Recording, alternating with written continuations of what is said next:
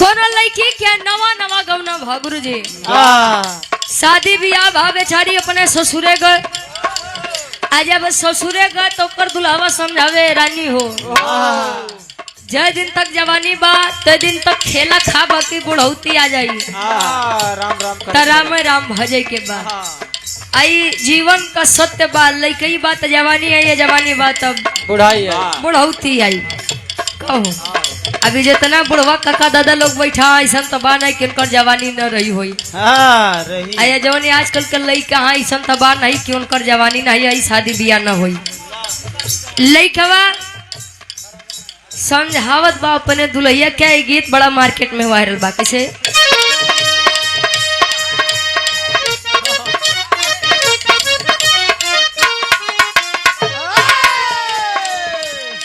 नया नया जब ले बाटे जवानी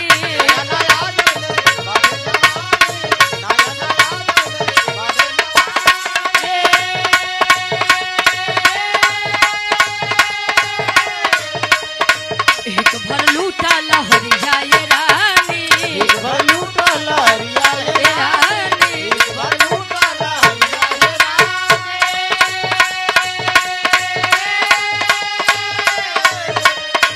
नया नया जबले बाटे जवानी एक भर लूटा लहरिया ये रानी चले दुल्ही समझावे अपने सैया जी के खोसत पहिरत साड़ी मन मोरे आगे भइल बा ए राजा जी खोसत खोसत प्लेट कमर में दागी भइल बा कमर में दागे भइल बा अच्छा आजकल दुइया तीन चीज बड़ा ट्रेंडिंग में बा का पहला आदमी आजकल लइकन के होठलाली बड़ा निहारत है भाई चाहे बूढ़ हो चाहे जवान हो रोटी भोर के खाते हैं आजकल का खाते हो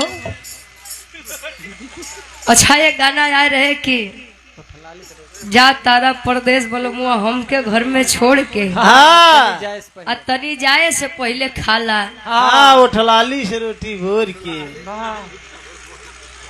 अब फिर भोजपुरी वाले एक चीज बड़ा तहलका में लाए देहन मेहरारून के कि कोनो भी चीज हो खा लेकिन खुली आई के हुई ढोड़िया पे रुकी गए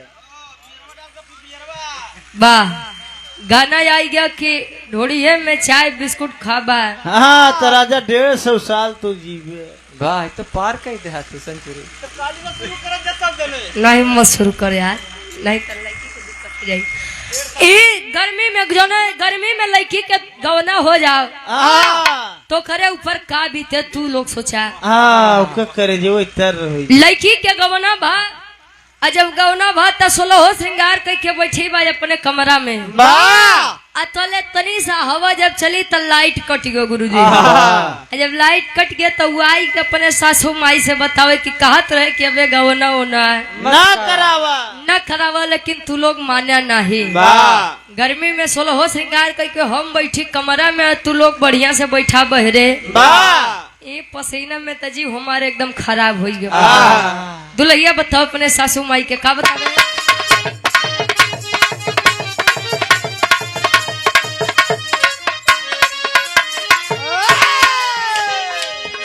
आहिर बेईमानवा ले जला गवानवा झुर झुर बहे रामा झुर झुर बहे रामा पुरबा पवनवा झुर झुर बहे रामा पुरबा पवनवा आहिर बेईमानवा ले जला गवानवा आहिर बेईमानवा ले जला गवानवा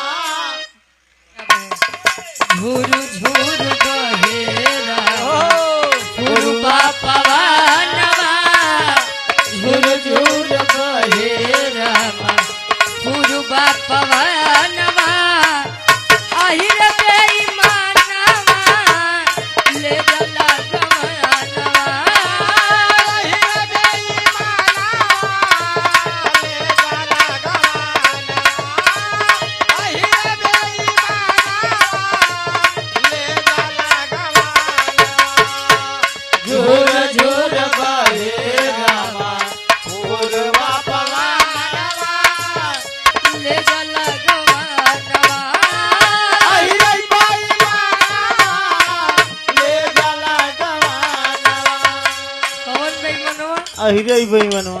अहिरा नहीं अहिरे बेईमनवा। वाह आजकल तो दुविधा बड़ा खराब बटे, क्यों कुछ करे लेकिन बदनाम खाली अहिर बिरादरी वाले यहाँ।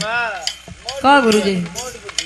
अच्छा आई में देखा मेहरुअन के जमाना बा। वाह का चाचा कहाँ गए? अच्छा चाचा उतर गए, ठीक बा। मान ला हमार चाची इनके बड़ी सेवा करें, आई चाची के सेवा सत्कार वजह ने आज चाचा हमारे यू उम्र में बढ़िया है। वाह हाँ लहाए हाँ कहो इस सदियों से सतयुग से लेके आज कलयुग तक बस बदनाम खाली कलयुग वाले यहाँ भैया।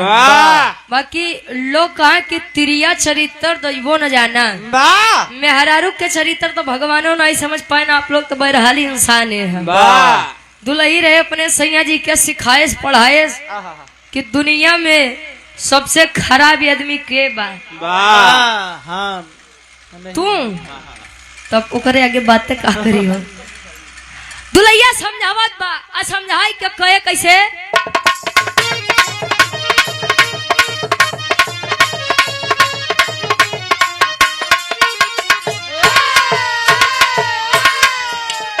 जुग जुग जियो पिया जी, खुश कर दियो मोरा दिया।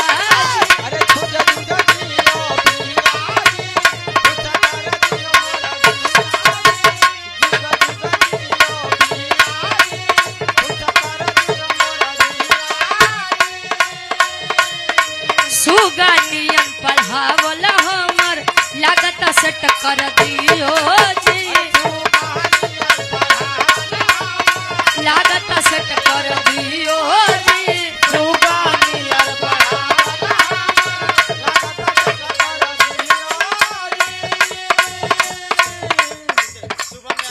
जुग जुग जियो पिया जी, खुश कर दियो मोर दिया जी। सुगानियन पढ़ावल हमर लागत सेट कर दियो जी।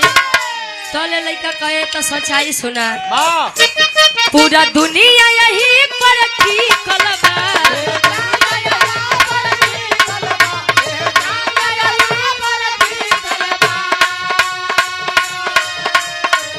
पूरा दुनिया यही पर ठीक लगा, ए जान जकरा पर बीत लगा। इतिहास के पन्ना में लिखल बा, इतिहास के पन्ना में लिखल बा। मेहरारू से केहू न जीतल बा, इतिहास के पन्ना में लिखल बा। केहू न जीतल बा।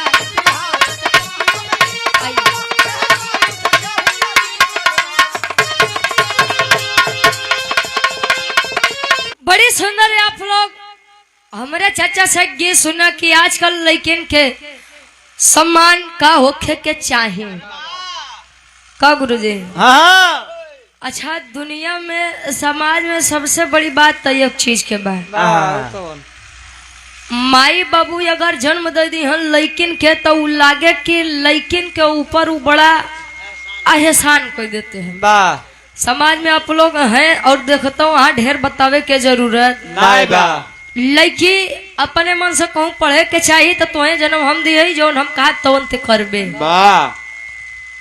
लड़की केहू से प्रेम करे कि पिताजी मैं इनसे शादी करना चाहती हूँ, भले से वह लड़का अपने कास्ट का ही हो, अपने ही जात बिरादरी का हो, समाज में बेइज्जती करवाओगे।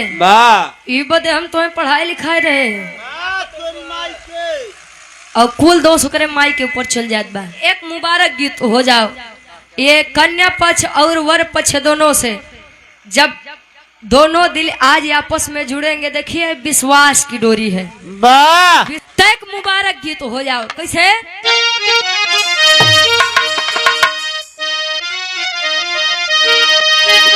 विरहा सम्राट स्वर्गीय गुरु हैदर अली गुरु जी गीत का गमन। आए हाय अरे राम झकोरा मार झुलनी, अरे राम झकोरा मार झुलनी, कहे साड़ी लहराए हो झकोरा मार झुलनी।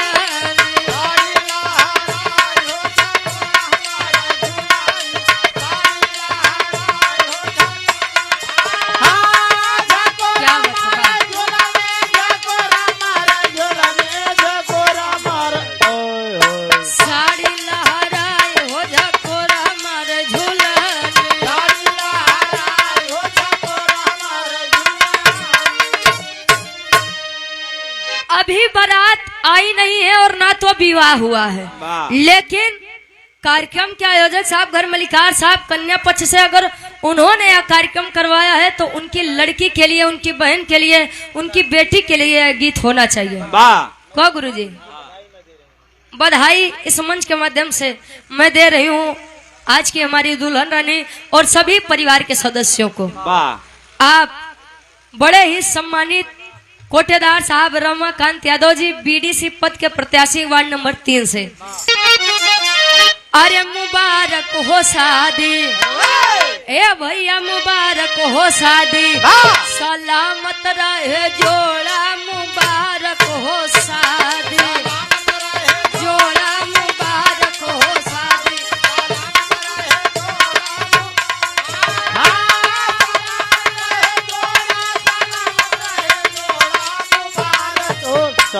सलामत रहे जोड़ा, मुबारक हो शादी।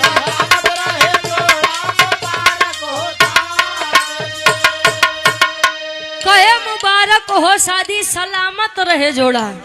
का गुरुजी बड़े प्यार से, बड़े विश्वास से एक पिता, एक भाई अपने घर की लड़की को दूसरे के हाथ में देने का कार्य करता है। अच्छा है, आप लोग जानते होंगे कि लड़की वालों का सर, पहले के लोग बताओ कि लड़कन वाले से हमेशा झुक के रहा है भैया। अगर लड़की वाले लड़कों को सम्मान देते हैं, किस लिए सम्मान देते हैं? इसलिए नहीं सम्मान देते हैं कि वह कमजोर होते हैं। सम्मान वह इसलिए देते हैं कि जितना सम्मान हम आपका कर रहे हैं उतना ही सम्मान आप मेरी बेटी का करिएगा। दमादे के ससुरारी में तनी सा एक शब्द सुने के मिल जाए तो भैया उस ससुरार त्याग दे। वो कैसन का लड़की होता, कैसन का पतो होता, जितना सुने के बाद, मार पीट होखे के बाद भी अपने नैहर और ससुराल का सम्मान बचाने का कार्य करती है। सम्मान करिएगा इस बात का। और एक पिता, संसार में दुनिया का सबसे बड़ा दान कन्यादान होता है। अगर कन्यादान इंसान करता है तो बड़े नाजो प्यार से अपनी बिटिया को पाल करके दूसरे के घर में देने का कार्य करता है, तो सभी उनका सम्मान करना सीखें। एक लड़की यही सोचती है कि मुझे दूल्हा राम जी जैसा मिले, शिव जी जैसा मिले, सभी का सपना होता है। एक लड़की जब सपना सजाती है, ईश्वर के सामने बैठती है, तो भगवान से सदैव यही मांगती है। क्या मांगे?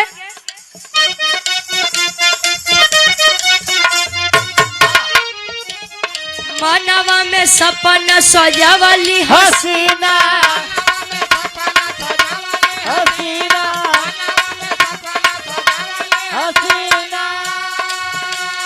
राम जैसे दुल्हा हो पहली करीना, हो पहली करीना।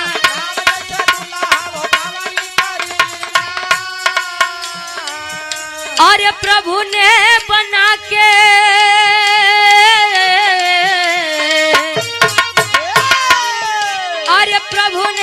के जोड़ी धरती पे छोड़ा, मुबारक हो शादी, सलामत रहे जोड़ा, मुबारक हो शादी।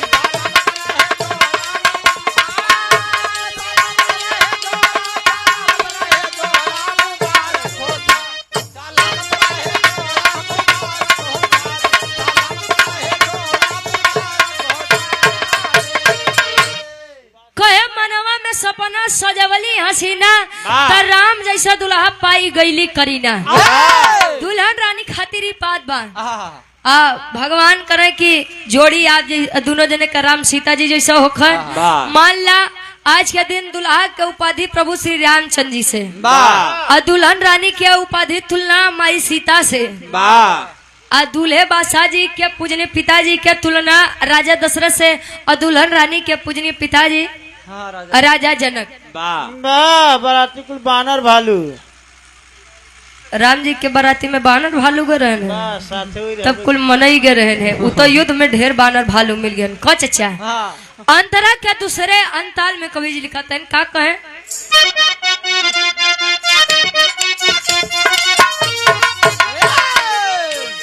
साथ जी ये मर के कई के चले वादा,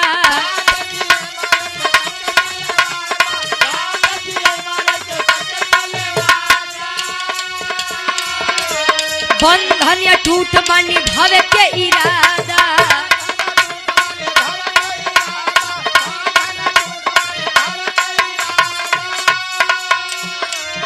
अरे कई के विवाह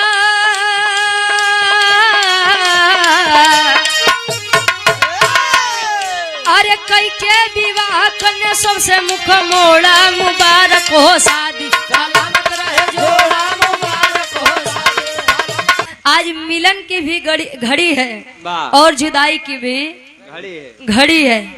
एक गाना आया था धड़कन मूवी का, ये गाना था कि मैं तेरी बाहों के झूले में पली बाबुल और जा रही हूँ छोड़ के तेरी गली बाबुल। आज मिलन भी होगा और बिछड़ना भी होगा।